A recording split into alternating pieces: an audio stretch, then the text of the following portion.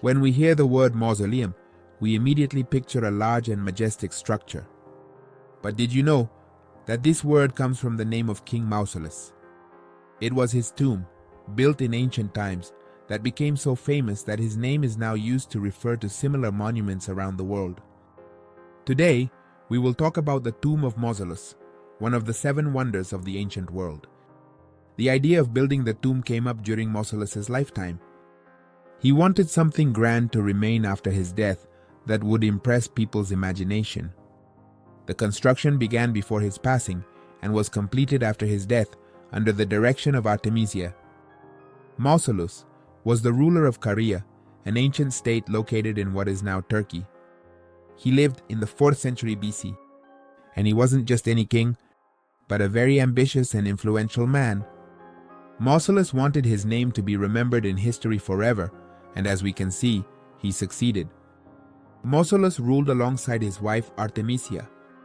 They were not just spouses but also allies. Artemisia, the wife and sister of Mausolus, at that time such marriages among the nobility were not uncommon. She wasn't just a queen but an exceptional personality. Her role in the creation of the tomb of Mausolus is hard to overstate. After her husband's death, she not only continued his legacy, but did everything she could to ensure that the tomb became a masterpiece that would glorify their names for centuries. After the death of Mausolus in the year 353 BC, BC 153, before it became a country of humanity, in 353 BC, Artemisia became the ruler of Caria. This was unusual for the time, since women rarely held such high positions.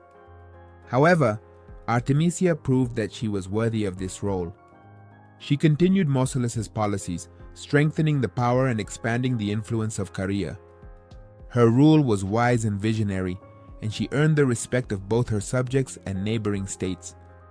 The construction of the tomb began during Mausolus's lifetime, but after his death, Artemisia took on the responsibility of completing the project. She understood that the tomb shouldn't just be a burial place, but a symbol of their power, wealth, and greatness. Artemisia personally oversaw every stage of the construction, inviting the best architects, sculptors, and artists of the time. She spared no expense for the construction. Under her orders, the finest marbles, gold, and other materials were transported to Halicarnassus. Artemisia wanted the tomb to be perfect in every detail. She personally chose the themes for the bas-reliefs and the statues that would decorate the tomb. Many of these themes were dedicated to the feats of Mausolus and their joint rule. There is a legend that says Artemisia was so devoted to Mausolus that after his death, she mixed his ashes with water and drank it to always be with him. Although historians consider this story a myth, it highlights how strong her love and devotion were. Artemisia truly did everything she could to immortalize her husband's memory. Artemisia not only financed the construction, but she also inspired the artists. She was an educated woman who valued art and culture. Thanks to her support, the best sculptors and architects of the time gathered in Halicarnassus. Among them were Scopas, Bryaxis, Leocaris, and Timotheus, whose names are etched in the history of art. Their works adorned the tomb, turning it into a true masterpiece. Unfortunately, Artemisia did not live to see the complete finishing of the tomb.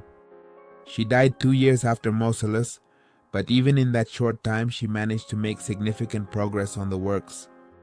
After his death, the construction continued under the direction of his heirs and close associates who understood the importance of completing this project. Artemis left behind not only the tomb, but also the memory of a strong and wise ruler.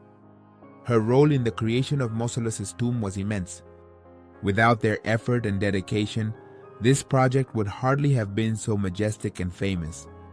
The tomb of Mausolus is not only a monument to the king, but also a testimony of love. And Artemisia's devotion led her to decide to build the tomb in the capital of Caria, the city of Halicarnassus, now the Turkish city of Bodrum. The best architects and sculptors of the time were invited for the work, including Pythius and Satyrus, who designed the building, as well as famous sculptors who created the statues that adorned the tomb. The construction of the tomb took several years, and enormous resources were spent on it. The tomb of Mausolus was a true masterpiece of architecture, combining elements from Greek, Egyptian, and Near Eastern styles. The height of the building was about 45 meters, which was incredibly tall for that time. To compare, that's like a 15-story building. The tomb consisted of three main parts.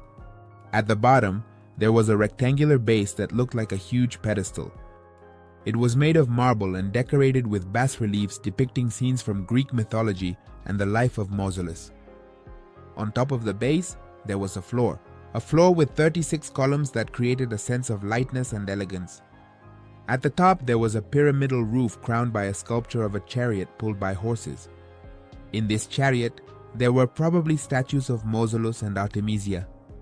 The walls of the tomb were decorated not only with bas-reliefs, but also with statues of gods, heroes, and animals.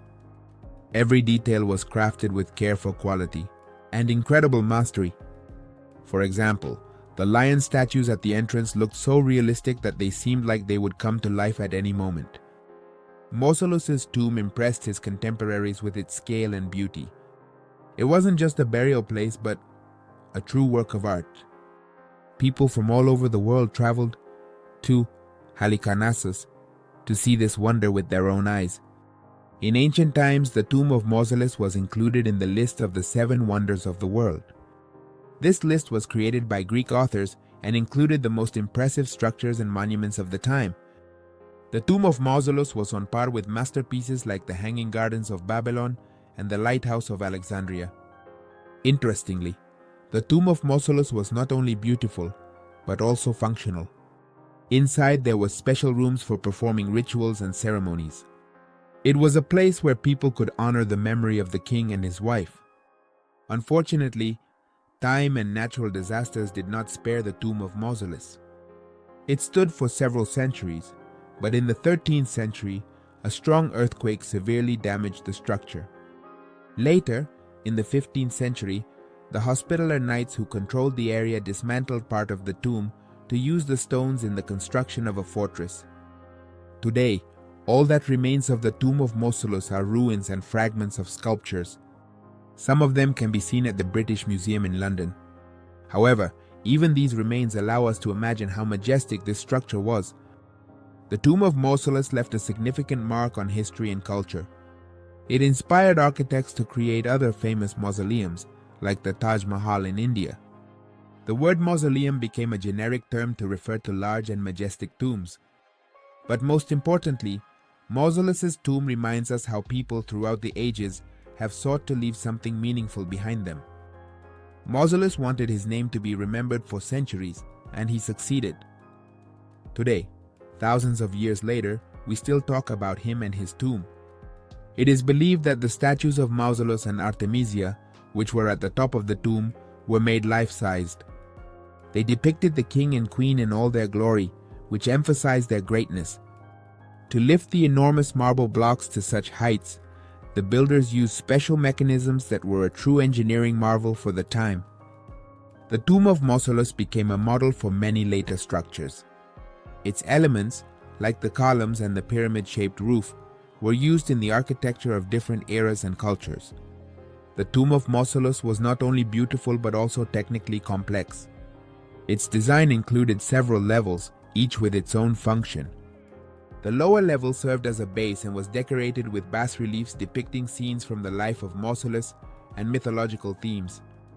The middle level, with its columns, created a sense of lightness and elegance, while the top part with the pyramid-shaped roof and the chariot completed the composition, giving it harmony. After the tomb was destroyed, its stones were used to build other structures. However, even in ruins, it continued to inspire architects and artists. The fragments of sculptures and bas-reliefs that have survived to this day allow us to imagine how grandiose this structure, the tomb of Mausolus, was. It is not just an ancient monument, but a symbol of the human desire for greatness. It shows how art and architecture can preserve the memory of a person for millennia. Even though the tomb itself has hardly survived, its story continues to inspire us and remind us that even stones can tell amazing stories.